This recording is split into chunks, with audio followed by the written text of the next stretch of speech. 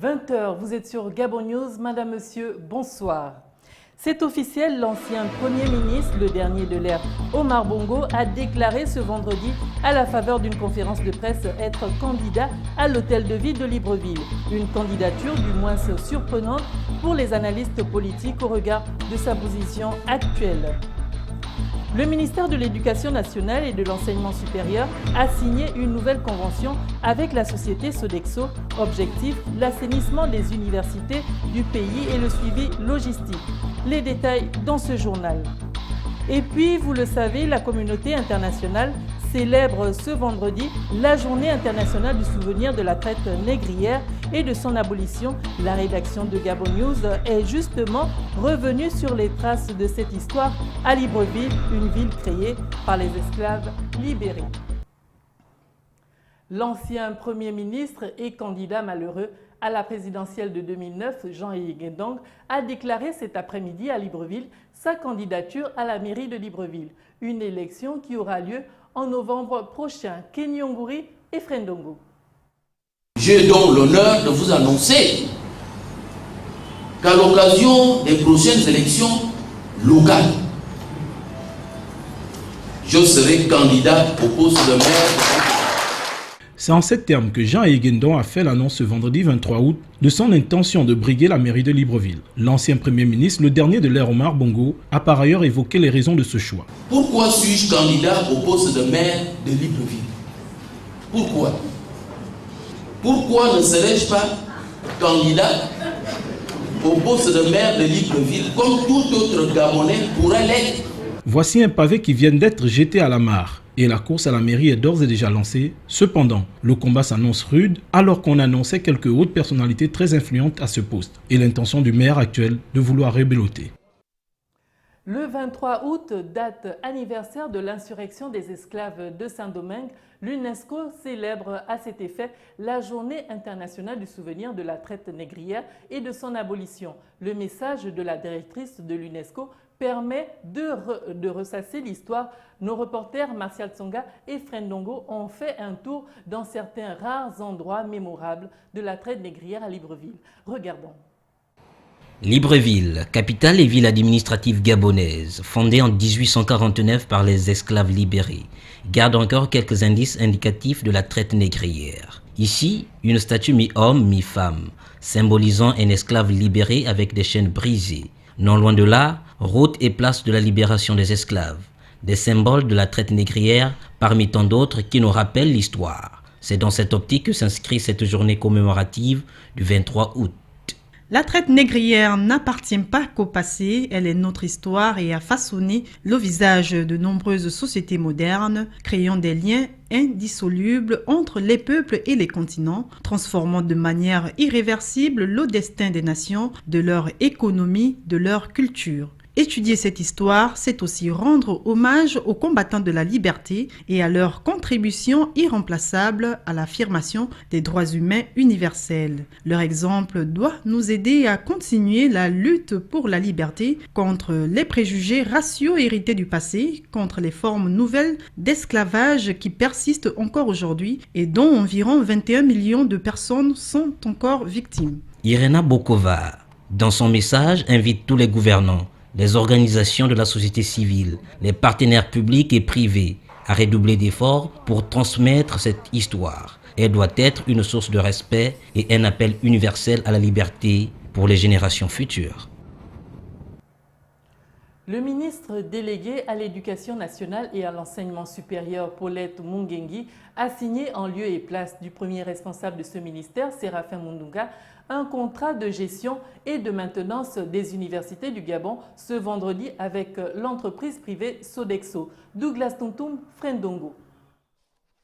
En plus de la restauration des universités du Gabon, l'entreprise privée Sodexo, par la signature de ce nouveau contrat avec le ministère de l'Éducation nationale et de l'Enseignement supérieur, aura désormais la charge de l'entretien général des universités du pays. Ce matin, nous allons donc procéder à la signature de la convention, la deuxième, qui concerne donc la maintenance des services communs au niveau des universités. On entend par espace commun gérer le nettoyage des classes, des corridors, de tous les espaces communs, des amphithéâtres, des bibliothèques. de gérer les parties extérieures qui sont l'entretien des parcs et jardins et de s'occuper avec un programme de maintenance préventive de tout ce qui est entretien. Ce nouveau partenariat admet une nouvelle approche sociale dans les universités gabonaises avec la clause d'offre d'emploi saisonniers aux étudiants dans différents secteurs. Dans le cadre de ce partenariat, il est lié aussi avec le ministère sur la création d'emplois et la formation des jeunes. C'est une partie importante de notre convention qui est sur 2 volets. Le premier volet, c'est la création du centre de formation de Sodexo Gabon qui est à Charbonnage et qui démarre la rentrée académique, qui est dédié au métier de l'hôtellerie et de la restauration.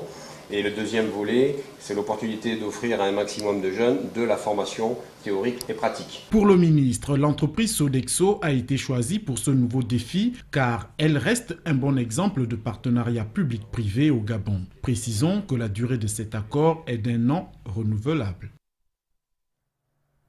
L'Institut gabonais de l'image et du son organise depuis 2 jours un atelier de formation à Libreville.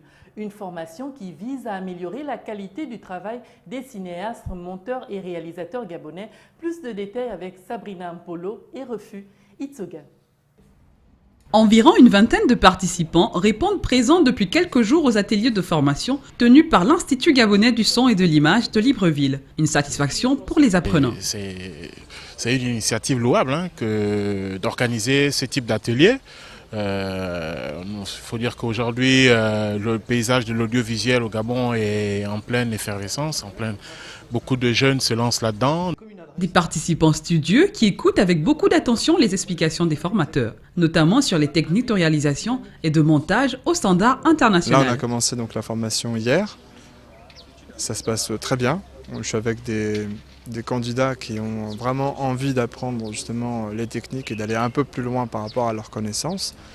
Et l'idée, c'est de pouvoir faire en sorte d'ouvrir un petit peu leurs possibilités, leur champ des possibles, et qu'ils puissent être vraiment efficaces sur le terrain et sur un tournage. C'est du matériel aussi bien fait pour du reportage, pour du documentaire, pour de la télévision, mais aussi pour de la fiction et pour aussi du matériel type DSLR, des appareils photoréflexes, qui permet justement de travailler aussi un peu autrement l'image.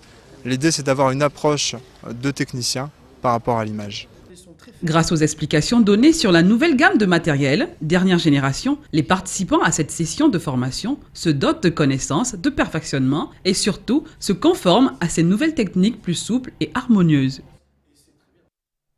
La mode, c'est aussi au niveau de la coiffure. À ce sujet, les femmes de tout âge se distinguent de plus en plus par des coupes de cheveux aussi diverses que variées, partant des tresses au fil à d'autres coiffures faites à base de mèches synthétiques.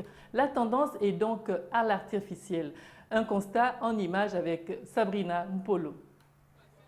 Les femmes africaines deviennent de plus en plus occidentalisées. Elles se laissent influencer par des tendances venues d'ailleurs qui prennent le dessus sur leur propre identité africaine, notamment sur le plan vestimentaire et celui de la coiffure. De nos jours, les coiffures à la mode se présentent sous formes diverses. Je suis tresseuse, ça fait 4 ans aujourd'hui, je tresse à la gare routière. On fait les coupes, on fait les tresses africaines, on fait les rajouts, on fait toutes modèles, toute qualité de coiffe.